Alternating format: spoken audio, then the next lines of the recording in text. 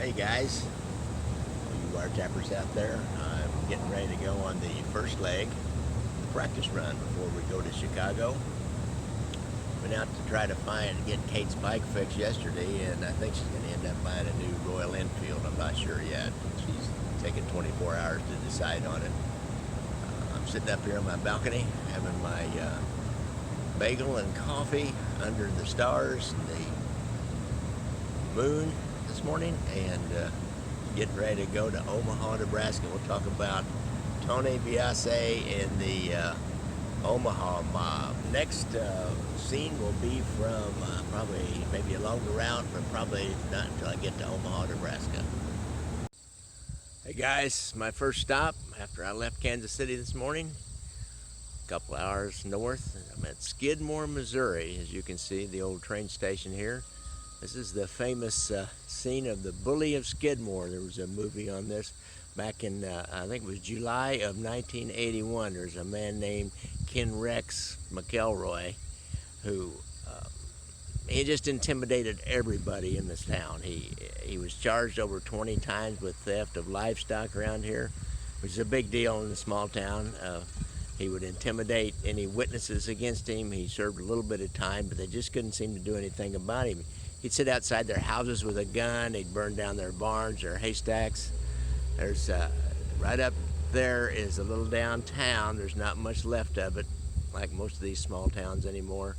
There was a bar up there, and he was sitting down the street, and he had I think there was a guy that ran a grocery store that he was trying to intimidate, and the local citizens just got together, and one of them pulled out a deer rifle and popped him in his truck with his wife and his girlfriend or some other woman sitting right there in the truck.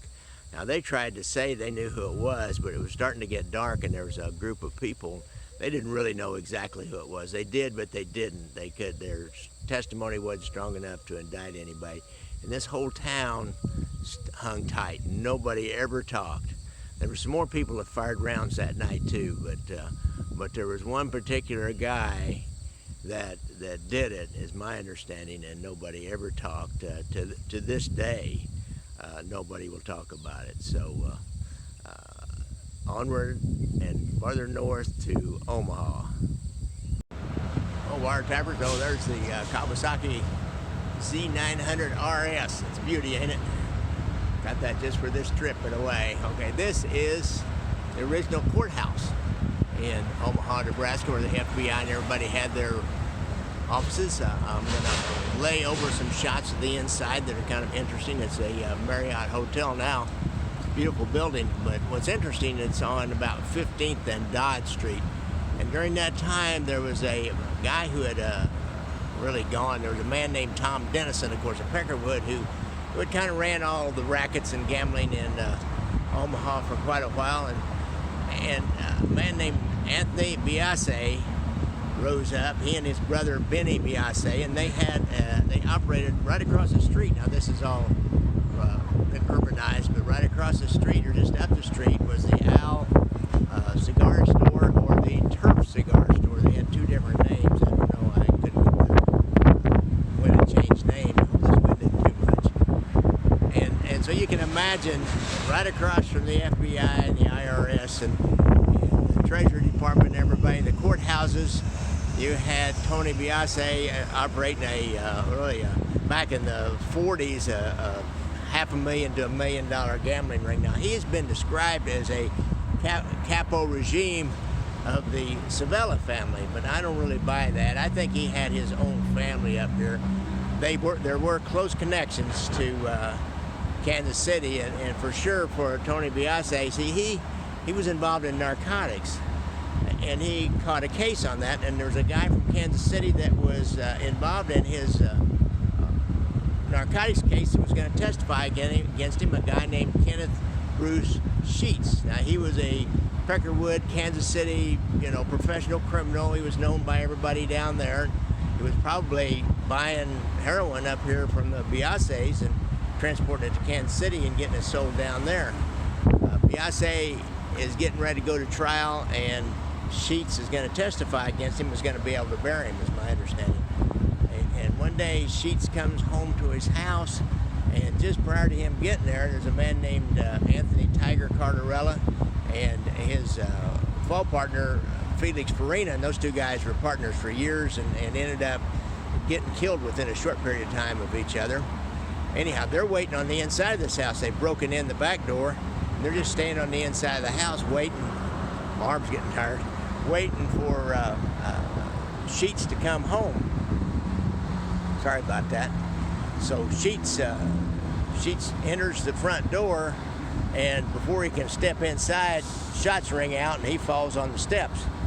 Two men step out, and they try to administer a coup de grace. I think it was Tiger, and he says, "This is from Tony," but they didn't get him killed. But what's interesting is they had one trial for, I believe, for Felix Farina. That's one they thought they could make on it, and he got not guilty because what the defense lawyer did, he brought in a look-alike and sat him at the defense table and then asked Sheets to identify the man that shot him, and he picked the wrong man. Of course, it was a facade. The fix was in, and never tried Tiger for it. Now, both those men, Tiger and Felix and Biase, will be tried in federal court, and they will go down for attempted murder of a witness. Well, wiretappers, I'm here in Omaha. I'm right next to the Missouri River. Above me is the Bob Carey pedestrian bridge across Missouri River. Now, why that's important to us is we want to go over here and look, and at the far end of this pedestrian bridge, you can just see it come down, was Dodge Park.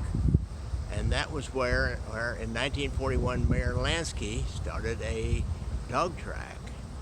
They did a deal where you would buy a dog supposedly, or you get an option on a dog for $2 or $5.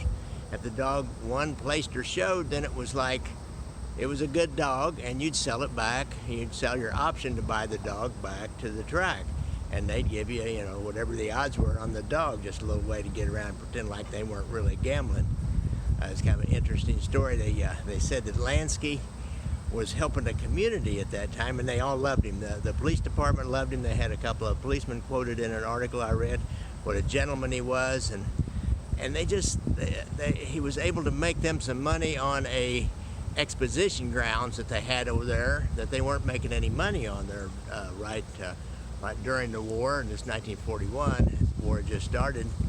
And the money from the dog racing track, he gave him $1,000 a year to Council Bluffs. It's just on the Iowa side, and so it's one of these interesting little stories in this interesting little area here with this pedestrian bridge across the river. It's too hot today for me to go across it, but there's high rises right around here, and then kind of back over. You can't quite see it from here, but about 5 minutes or less, 2 minutes driving time is the Ameritrade Park, and that's where they have the College World Series. It's all built up around there, and the Omaha Royals have their games there, and Creighton University Baseball has their games there. So they're really fixing up the waterfront down there, and we've got this history of Meyer Lansky in Council Bluffs, Iowa. Now go figure that. In the 70s, couple of guys from Kansas City, John Costanza and Pat O'Brien, go up to Council Bluffs trying to take over all the gambling up in the Nebraska, Iowa area.